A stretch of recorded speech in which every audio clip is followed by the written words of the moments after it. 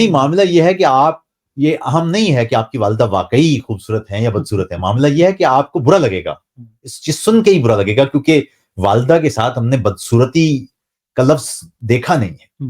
تو معاشرے میں بھی ایسے کئی موضوعات ہوتے ہیں جن پر گفتگو کی جگہ تو یقیناً ہوتی ہے۔ اب یہی جملہ کہ آپ کی والدہ بدصورت ہے، ان کو کسی اچھے پیرائے میں گفتگو کی نیت سے کہا جا سکتا ہے۔ آپ دیکھیے کہ کتنے لوگ ہیں اس وقت جو جہیز کے خلاف ہیں۔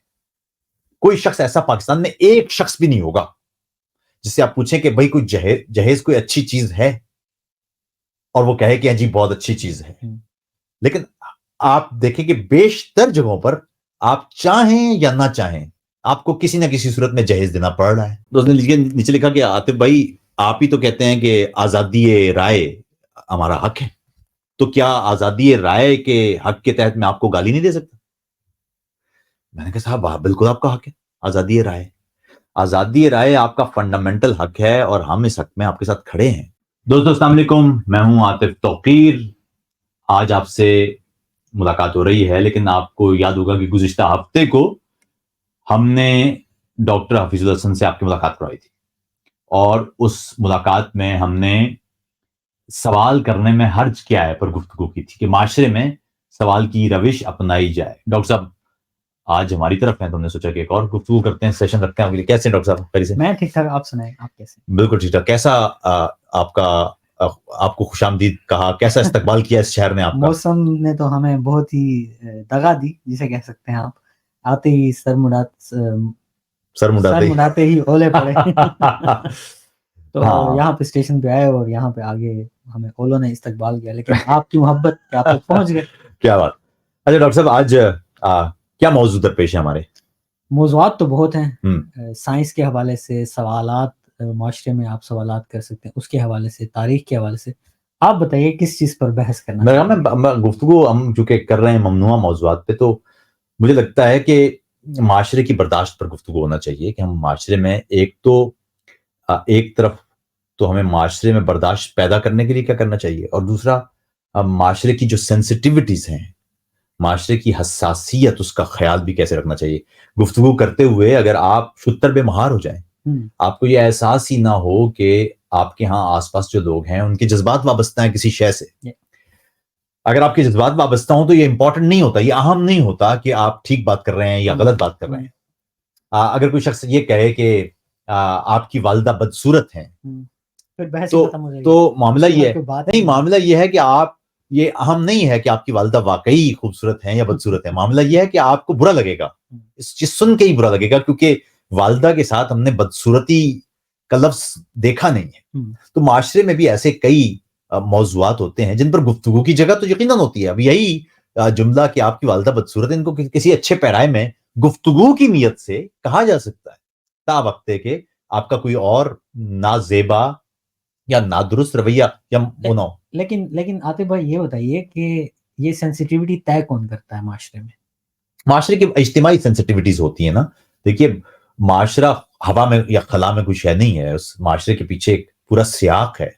معاشرہ کئی اقدار، اس کی اپنی ثقافت، اس کی اپنی تاریخ، پھر زبان۔ ہم ڈاکٹر صاحب زبان کو ہم ہمیشہ انڈر اسٹیمیٹ کرتے ہیں، مگر زبان ایک انتہائی خوفناک ایک شے ہے جس نے لوگوں کو، اورویل نے کہا تھا کہ ideas can corrupt the language, language can also corrupt the ideas۔ Plus آپ غور کریں کہ ایک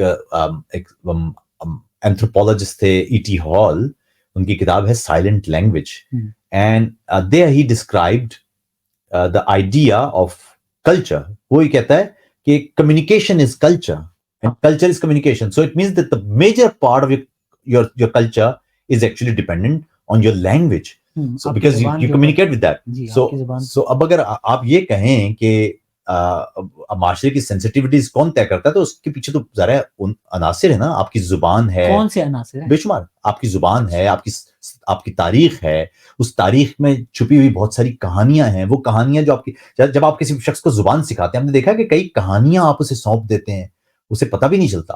اس زبان کی اپنی کہانیاں ہوتی ہیں، اس زبان کے اپنے محاورے ہیں، ان محاوروں کے اندر کہانیاں ہیں۔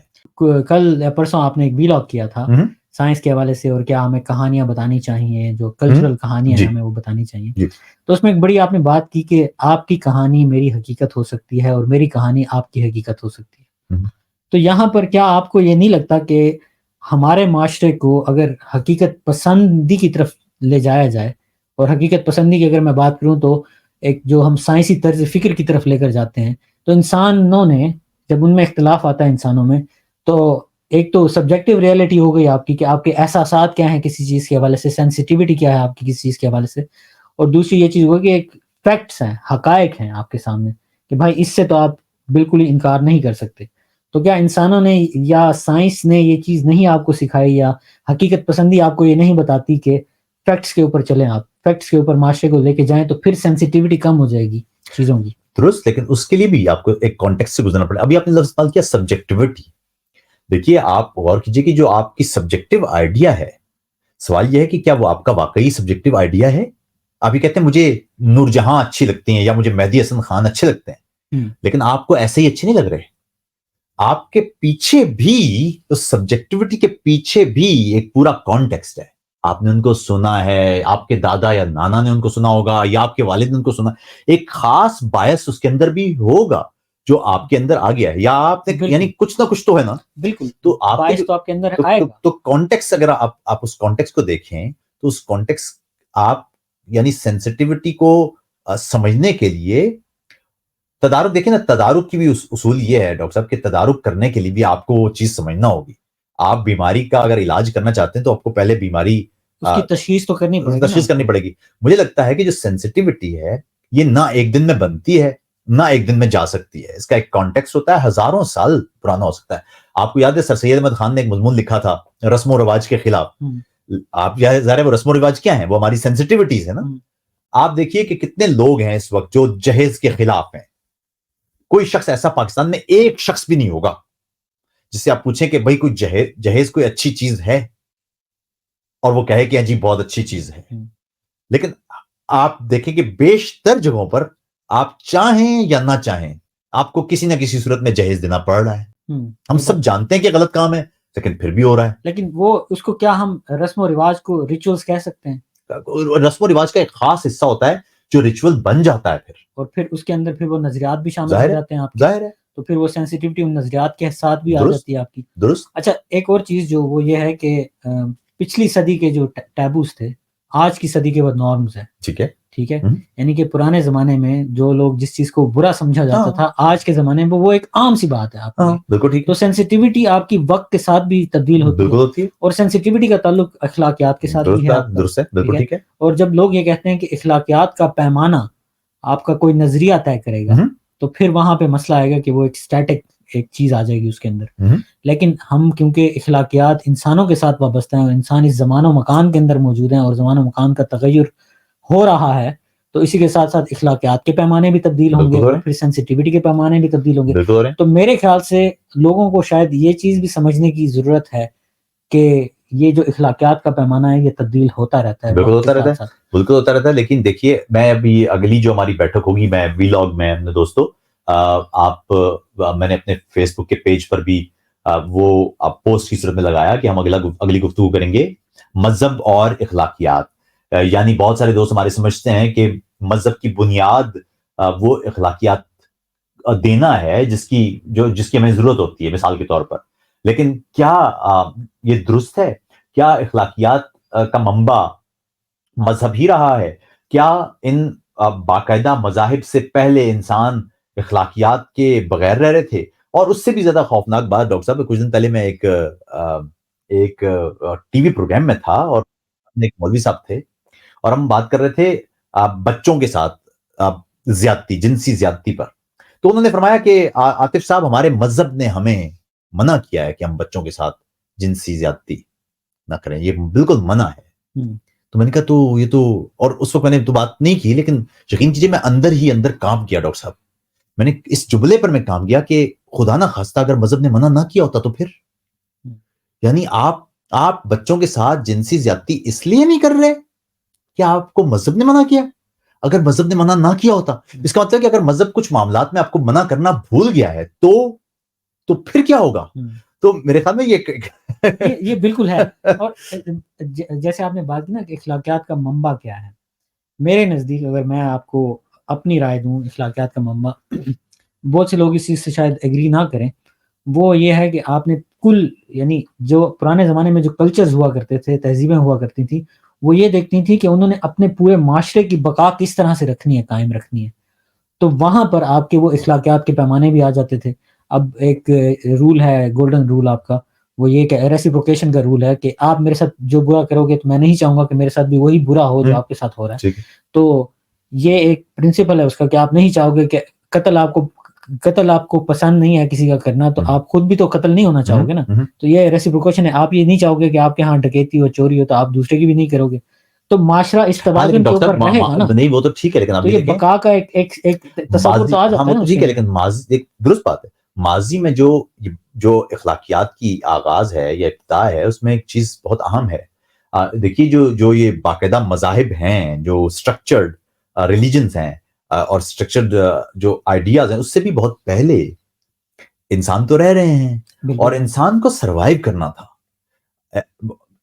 آپ کا آج کا لباس ممکن ہے وہ اخلاقیات سے کوئی تعلق ہو اس کا، لیکن ماضی میں اس کا تعلق بقا سے تھا. ہمیں سردی گرمی سے بچنے کے لیے کچھ چیزیں چاہیے تھی.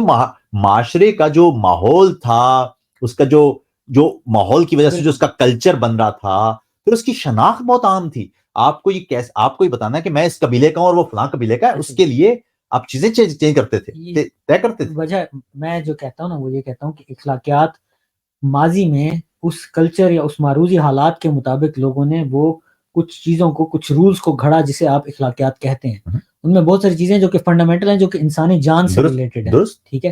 لیکن بہت ساری چیزیں ایسی ہیں جو کہ انسانی جان سے ریلیٹڈ نہیں ہیں، لیکن وہ اس معاشرے میں یا معروضی حالات میں ہوا کرتی تھی.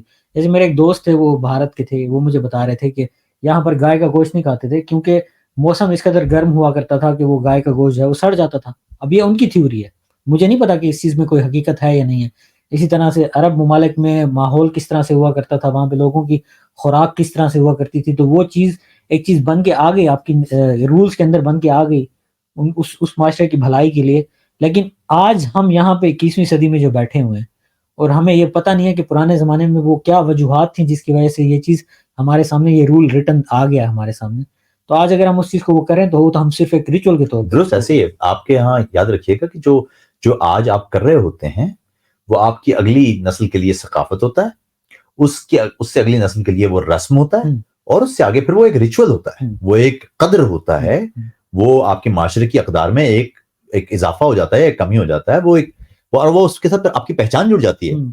آپ بہت سارے لوگ ہیں جو شاید لباس مختلف، جو دنیا کے مختلف علاقوں میں جو مختلف لباس ہے، اس کو شاید وہ شناخت سے نہ جوڑتے ہوں، لیکن ایک شناخت کی ایک قسم ہے، پہچان کی قسم. مجھے لگتا ہے کہ ہم جب اخلاقیات کی بات کرتے ہیں تو اس میں ایک چیز ہمیں خیال رکھنا چاہیے کہ ہم اخلاقیات، مثال کے طور پر دیکھیے، اگر ایک لڑکی ہے وہ یہاں منی اسکرٹ پہن رہی ہے اور وہ یہ سمجھتی ہے کہ میں بالکل ٹھیک کام کر رہی ہوں، اور ایک لڑکی ہے پاکستان میں اور وہ حجاب پہن رہی ہے اور اسے لگ رہا ہے کہ میں ٹھیک کام کر رہی ہوں، اور اسے لگ رہا ہے کہ وہ جو منی اسکرٹ پہن رہی ہے وہ کوئی غلط کام کر رہی ہے، اور اسے جو یہاں منی اسکرٹ والی لڑکی ہے اس کو لگ رہا ہے کہ وہاں جو کوئی لڑکی حجاب پہن رہی ہے تو وہ غلط کر رہی ہے. لیکن اگر آپ اس کیمرے کو ذرا پیچھے لے آئیں تو آپ کو لگے گا دو لڑکیاں دو کام کر رہی ہیں، نہ وہ ٹھیک کام کر رہی ہیں نہ وہ غلط کام کر رہی ہیں، وہ اپنے اپنے لحاظ سے ٹھیک اور غلط کام کر رہی ہیں. اسی لیے اس معاشرے کو کہ کچھ تو دیکھیے، کچھ اخلاقیات ایسی ہیں جو ہم تمام انسانوں نے جمع کر لی ہیں، اس پر ہم سب بھی کسی طرح سے متفق ہیں. ظاہر اس کی ایک تاریخ ہے، سچ بولنا چاہیے، جھوٹ نہیں بولنا چاہیے، ماں باپ کی خدمت کرنا چاہیے، یہ کچھ بنیادی بچوں کا اپنے بڑا خیال. لیکن کچھ چیزیں جو ہر معاشرے میں مختلف ہیں کلچر کے حساب سے، ظاہر ہے، معروضی حالات کے حساب سے. اور جب ہم یہ کہتے ہیں کہ فلاں معاشرے کی چیز غلط ہے، تو کیا ہم یہ سوال کرتے ہیں کہ صاحب فلاں معاشرے کی چیز ہمارے لیے غلط ہے، اور ہو سکتا ہے کہ اس کے برابر جو ہمارے معاشرے میں چیز ہو وہ اس معاشرے کے لیے اتنی غلط ہو. یہ کیوں سوچ نہیں ہے ہمارے یہاں؟ نہیں، میں اب اس کی اگزامپل دیتا ہوں نا. یہاں پہ باہر کے ممالک میں، میں مثال اس لیے دے رہا ہوں باہر کے ممالک کی، پاکستان کی مثال دوں گا اور دوں گا تو لوگ کہیں گے کہ وہاں کی مثال کیوں نہیں دیتے ہو. یہاں پہ لوگ جو ہے وہ سور کا گوشت کھاتے ہیں، کتے کا گوشت نہیں کھاتے. کیوں نہیں کھاتے کتے کا گوشت؟ کیونکہ ان کے نزدیک کتا ایک بہت ہی ذہین جاندار ہے ان کے نزدیک. لیکن یہ کوئی منطقی بات نہیں ہے کہ کوئی منطقی بات ہے کہ آپ ایک جانور کا گوشت کھا رہے ہو، دوسرے کا نہیں کھا رہے ہو، کیونکہ اس سے آپ کو محبت ہے یا اس سے آپ کو ایک لگاؤ ہے، ٹھیک ہے. تو یہاں پہ اگر میں کسی سے کہوں کہ بھائی چین میں لوگ کتے کھاتے ہیں تو وہ حیران ہوگا کہ چین میں لوگ کتے کیوں کھا رہے ہیں بھائی، یہ تو بہت بڑا ظلم ہو رہا ہے. اور اسی طرح سے اگر میں ان کو بتاؤں اپنے کلچر کا کہ میرے کلچر میں لوگ سور کا گوشت نہیں کھاتے، تو وہ کہیں گے کہ بھائی آپ سور کا گوشت کیوں نہیں کھاتے ہو، تو وہ تو اس کے لیے ایک عجیب چیز بن جائے گی اس کے لیے. ایسے ہی یہاں پہ کوئی عورت اگر با پردہ یا حجاب پہن کے گلی میں گھومے گی تو اس کو شاید زیادہ نوٹس کیا جائے گا درست. ایز کمپیئر ٹو کہ اگر وہ ایک عام لباس پہن کے گھومے گی. ہماری تو دوست وہ جو مقصد ہے کہ آپ نے نظروں میں نہیں آنا، ایسے تو یہاں پہ تو آپ وہ لباس پہن کے نظروں میں آ جائیں گے نا. ایسے میرا ہم یہی ہے، ہمارے ہاں ہم ایک چیز، اور پھر وہی بات جو ہم نے شروع کی، ہمیں سب سے پہلے تو برداشت پیدا کرنا ہوگی ڈاکٹر صاحب. باجی ہمیں سب سے پہلے یہ سوال کرنا خود سے سیکھنا ہوگا کہ صاحب جو ہم بات کر رہے ہیں وہ بالکل ٹھیک ہے ہماری نظر، ہمارے لحاظ سے، ہمارے موقف کے اعتبار سے، لیکن کسی اور کا بھی کوئی موقف ہو سکتا ہے اور وہ موقف ہمارے موقف سے مختلف بھی ہو سکتا ہے. تو یہ کیسے ہوگا؟ یہ ایسے ہی ہوگا نا کہ جب ہمیں پورا ورلڈ ویو ملے گا. یہ ایسے ہی ہوگا جب ہم یہ گفتگو کریں گے، جب ڈائلاگ ہوگا. ہاں یہ گفتگو کریں گے اور یہ لوگ سنیں گے.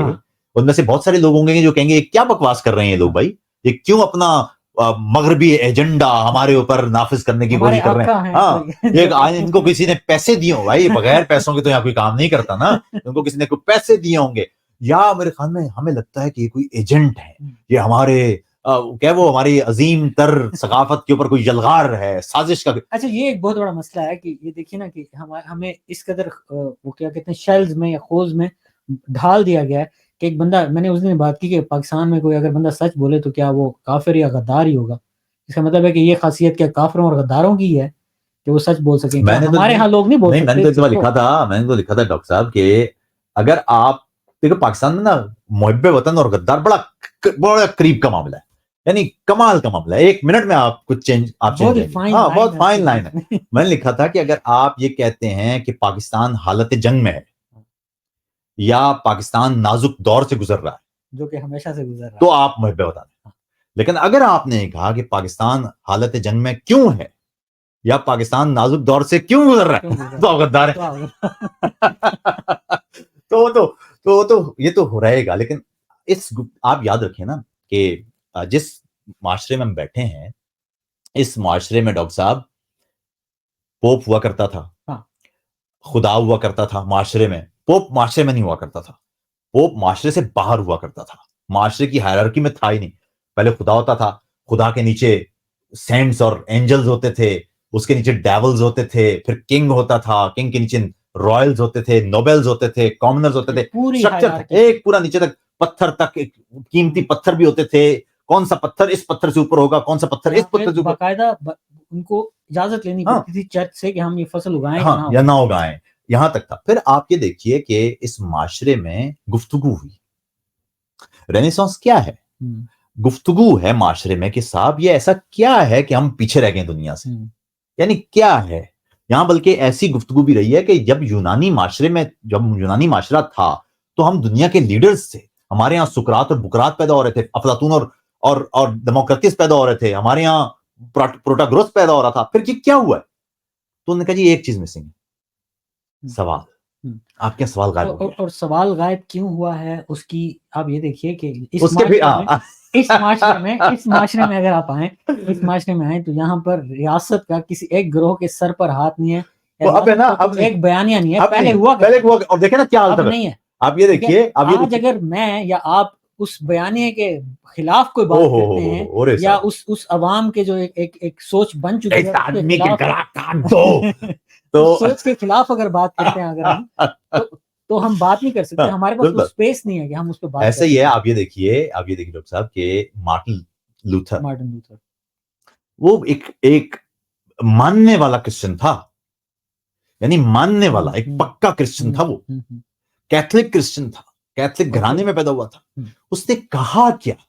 اس نے جو 94 ہپوتھیسز لکھے اس کا ایک ہپوتھیسز یہ تھا کہ صاحب ہمیں جو بائبل ہے یہ جرمن زبان میں پڑھنے کی اجازت کیوں نہیں ہے، یا یہ پیسے دے کر گناہ بخشوائے کیسے جا سکتے ہیں، یا خدا تک پہنچنے کے لیے، جیزس تک پہنچنے کے لیے مجھے پوپ کیوں چاہیے.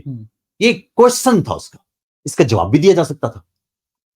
نہیں، سزائے موت، بس سر تن سے جدا، سزائے موت. اب ہوا یہ کہ آپ یہ دیکھیے کہ اس کے بعد پھر یہیں ہم دوستو یہاں پر اس وقت جو بون ہے نا، بون سے کوئی 150 پونے 200 کلومیٹر دور ہے ایک شہر, اس کا نام ہے مائنز. وہ یہ جو دریائے رائن ہے اسی کے آگے آگے جا کے وہ ہے. وہاں پر ایک آدمی تھا, اس کا نام تھا گٹنبرگ. اس نے چھاپا خانہ لگایا. اب وہ چھاپا خانہ لگایا تو آپ ڈاکٹر صاحب آپ کو پتا ہے چھاپا خانہ کی مخالفت کس نے کی؟ خلافت عثمانیہ نے. نہیں, وہ تو کی, یہاں پر کس نے کی؟ پوپ نے. پوپ نے کہا خلافت عثمانیہ تو چھوڑے, پوپ نے کی. اس نے کہا یار کتاب نہیں چھاپنا. انہوں نے کہا جی ہم تو بائبل چھاپ رہے ہیں, وہی آپ لاطینی والی چھاپ رہے ہیں. نہیں, وہ بھی نہیں چھاپنی, کتاب نہیں چھاپنی آپ نے, کیونکہ کتاب چھاپ دیں گے تو پھر تو سب پڑھ لیں گے یار, پھر ہمارے پاس کون آئے گا. کیا آپ کو یہ نہیں لگتا کہ آج سوشل میڈیا کے اوپر جو آوازیں بند کی جا رہی ہیں وہ اسی وجہ سے کہ جو ریاست کو یا ہمارے ہاں یا کسی بھی ریاست کو اپنے بیانیے کے خلاف ان لوگوں سے ڈر ہے جو کہ علم دے سکتے ہیں, پڑھ کے. سقراط کا ڈاکٹر صاحب قصور یہ نہیں تھا کہ وہ سوال کرتا تھا, سقراط کا قصور یہ تھا کہ وہ سوال سکھا دیتا تھا. سوال کرنا آپ سوال کریں کوئی مسئلہ نہیں ہے, لیکن اگر آپ نے سوال کرنا سکھانے کی کوشش کی, آپ انگریزی میں پاکستان پر شدید ترین تنقید والا مضمون لکھیں, کوئی نہیں پوچھے گا. لیکن اگر آپ نے اردو میں کام کیا تو کہیں گے نہیں بھائی یہ کام نہیں کریں, کیونکہ یار یہ پھر لوگ سیکھ دیں گے. اب ایک چیز جو انگریزی کے اندر لوگوں نے لکھ دی ہے, بتا دیا, اگر اسی چیز کو ہم اردو میں بتاتے ہیں تو لوگ ہمارے اوپر پڑ جاتے ہیں کہ بھائی آپ یہ بات بتا ہی کیوں رہے ہو, ہمارے وہ بت توڑ ہی کیوں رہے ہو, جو ہم نے بچپن سے ہم جو بت لے کے آئے ہیں اس کو توڑ ہی کیوں رہے. اور یہ آسان نہیں ہوتا. اب آپ ہمارے وہ کمفرٹ زون میں سے کیوں ہمیں نکالنا آپ یہ دیکھیں نا کہ آسان نہیں ہے ڈاکٹر صاحب. آپ جو ابھی باتیں کر رہے ہیں نا, یہ جو آپ یہ اس کے پیچھے آپ کے کتنے آنسو ہیں, کتنی راتیں جاگے ہیں آپ, کتنے ڈس اپوائنٹمنٹس ہیں آپ کے اپنے وجود سے, اپنے آپ سے. آپ کہیں گے یار یہ کیا میں نے, یہ کیوں ہو گیا. مجھے یاد ہے کہ میں نے جب پہلی دفعہ کارل مارکس کی کتاب پڑھی تو میرے پاس کچھ نہیں بچا تھا, کچھ باقی نہیں بچا تھا میرے پاس کہ یار یہ کیا, جو سب کچھ سیکھا تھا سب برباد ہو گیا. کارل مارکس کہہ رہا ہوں, کانٹ کی, امانوئل کانٹ کی, جو آپ کو یہ کہہ رہا ہے کہ آپ نے چھوا ہے, آپ نے دیکھا ہے, آپ نے سنا ہے, سب غلط ہو سکتا ہے. یعنی سب غلط ہو سکتا ہے, یعنی جو میں نے جب میں چھو رہا ہوں لیکن یہ میرا چھونا, یہ ہو سکتا ہے یہ چھونا ریلائبل نہیں ہے, تو پھر باقی کیا بچا میرے پاس. تو یہی تو بات ہے نا کہ یہاں تک لیکن پہنچنے میں وہ سفر بھی تو ہے, وہ رینیسانس سے. اب جو ہم مارٹن لوتھر کی بات کر رہے ہیں, یہ مارٹن لوتھر کنگ کی نہیں, مارٹن لوتھر جو ایئرپورٹ والے, اسی طرح کیلون تھے, اسی طرح وہاں سینٹ اوگسٹین تھے, بہت سارے لوگ تھے, ان کی کنٹریبیوشن ہے ظاہر ہے. پروٹیسٹنٹ وہیں سے تو شروع ہوا, پروٹیسٹ کیا انہوں نے. آپ یہ دیکھیے کہ کس طرح اس بون سمیت یورپ کی کس گلی میں پروٹیسٹنٹس کے گلے نہیں کاٹے گئے, کہ آپ کی ہمت کیسے ہوئی یار سوال کرنے. ہاں, آپ یہ دیکھیں کہ وہ جو گٹنبرگ تھا, اس نے ذرا وہ تھا تو ریفارمسٹ اندر سے, اس نے کہا کہ میں مذاقن لطیفے کے طور پر یہ 94 اس کے ہیپوتھیسس چھایا کر رہا ہوں. انہوں نے کہا کیوں چھایا؟ انہوں نے کہا بھائی مطلب تاکہ لوگ ہنسیں, کیونکہ اتنا مذاق کی بات ہے یہ. لیکن اس کو نہیں پتا تھا کہ لوگ ہنستے نہیں ہیں بھائی. اگر جب اب آپ یہ دیکھیں کہ اس دور میں کتابیں بین کیوں کی جاتی ہیں پاکستان میں. اب کئی کتابیں جو بھائی کتابیں بین کیوں ہیں, کیوں بین ہے بھائی؟ آپ پڑھیں, آپ کہیں کتاب بکواس ہے تو کتاب بین کیسے کر دیا؟ کتاب پڑھنے میں, علم روکنے میں مجھے نہیں سمجھ آتی اس چیز کی کہ آپ کس طرح سے اس چیز کے اوپر سینسرشپ کرو گے. تو آپ سر ڈاکٹر صاحب پھر آخر میں ختم کریں نا, یہ بتائیں کہ کیا کریں پھر, لوگ کیسے برداشت کریں؟ آپ تو رو گئے, راتیں جاگ گئے, یہ سفر بہت لمبا ہے. تو سب سے کوئی شارٹ کٹ بھی تو ہوگا نا, کوئی شارٹ کٹ تو بتائیں. شارٹ کٹ کوئی, آپ سائنسدان آدمی ہیں, کچھ شارٹ کٹ اس چیز کا کوئی بھی نہیں ہے سوائے اس چیز کے کہ آپ کو اپنا ورلڈ ویو بڑھانا پڑے گا, بڑا کرنا پڑے گا. آپ کو ایکسیپٹنس اپنے اندر لانی پڑے گی چیزوں میں. ایک میرے خیال میں ایک شارٹ کٹ بھی ہے, ایک شارٹ کٹ ہے کہ جب آپ کا نظریہ کتنا بھی اچھا ہو, کتنا بھی یقینی ہو, اس کو آپ نے جو 100% رکھا ہوا ہے, آخر اس کو نہیں سمجھے. ہاں, اس کو 100% بھی رکھیں, لیکن اس کو بس 99% کر لیں. یہ بولیں کہ میں 99% ٹھیک ہوں. 1% تحقیق کا بھی وہ مارجن رکھتے ہیں نا, وہ جو 1% اگر آپ نے رکھ دیا نا, کہ آپ کہیں یار اچھا ٹھیک ہے, ہو سکتا ہے یہ جو بکواس کر رہا ہے نا, ہو سکتا بھائی ڈاکٹر حفیظ یہ ایجنٹ ہی ہے, لیکن یار ہو سکتا ہے 99% ایجنٹ, ہو سکتا ہے یار 1% یہ ٹھیک بات کر رہا ہو.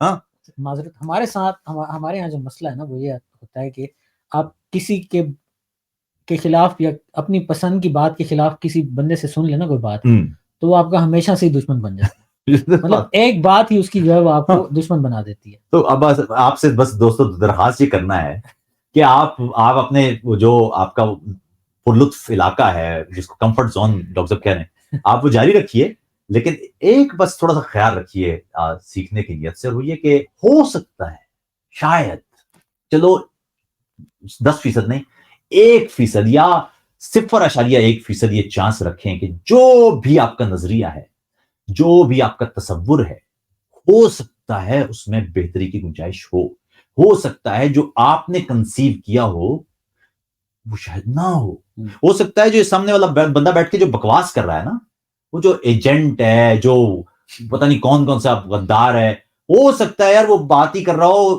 ایک نظر سوچ ہی لیں، بولنے یعنی اس کو کچھ گالی دینے سے پہلے ایک لمحے کے لیے سوچ ہی لیں کہ یار ہو سکتا ہے ٹھیک ہی کہہ رہا ہو، تو آپ کا برداشت کا میرے خیال میں وہ ایک لیول پیدا ہو جائے گا۔ وہ ایک بات کہوں گا کہ گالی اس بات کی دلیل ہے کہ آپ کے پاس کوئی دلیل نہیں۔ تو اس نے نیچے لکھا کہ عاطف بھائی آپ ہی تو کہتے ہیں کہ آزادی رائے ہمارا حق ہے، تو کیا آزادی رائے کے حق کے تحت میں آپ کو گالی نہیں دے سکتا؟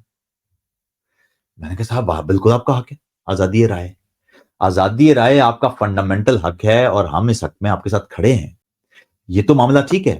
میرے لیے خوفناک بات یہ ہے کہ گالی آپ کی رائے ہے۔ ہاں جب گالی رائے بن جائے، گالی آپ کی رائے ہے تو پھر وہ رائے کیا رائے ہے؟ یعنی گالی آپ کی، اگر آپ کی گالی رائے ہے تو ٹھیک ہے آپ جاری رکھیں صاحب، لیکن آپ کی رائے گالی ہے بھائی، یہ خطرناک بات ہے۔ تو بہرحال دوستوں بہت بہت شکریہ آپ کا، ڈاکٹر صاحب آپ کا بھی بہت بہت شکریہ، آپ تشریف لائے۔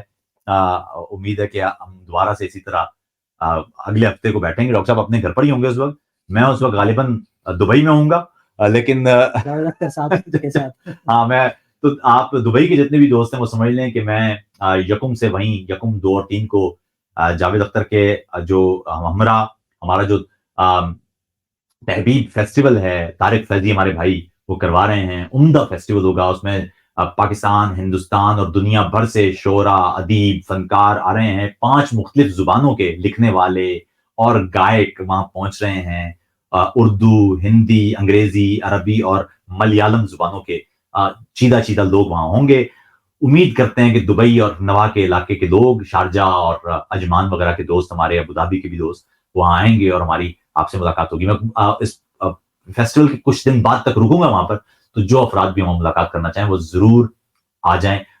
تحبیب.ae کے ذریعے آپ فری پاسز لے سکتے ہیں، اپنے پاس ابھی سے رکھ لیجیے تاکہ آپ کو پھر بعد میں مشکل نہ ہو، پھر آپ یہ نہ کہیں کہ آتے بھائی وہ پاس کا کوئی انتظام کر لیں، پاس کا پھر انتظام نہیں ہوگا کیونکہ نشستیں محدود ہیں۔ اپنا بہت خیال رکھیے گا ڈاکٹر صاحب، آپ کا بہت بہت شکریہ، السلام علیکم۔